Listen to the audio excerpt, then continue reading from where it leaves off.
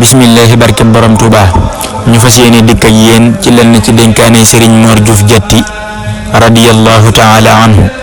Serigne Mor Diouf Diatty neewoon na dagan mii ku fi yàgg léegi nga jàll ci araam mii.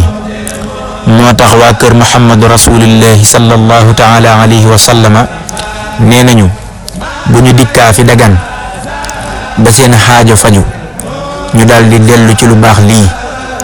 kon mu mel ni dañoo bëgg a xamal ni lu dagan baax na lool waaye bul ci ëppal ndax mën na laa yóbbu ci lu araam. borom Tuuba nee na istibau saxsi min al alali mabda'u kulli charri fil aawali. lu lew ta dagan ëppal ca ci la aw ay tàmbulee wallahu aalam. waa daayira Nourou Darayni ñooy waajal seen conférence bi édition 2026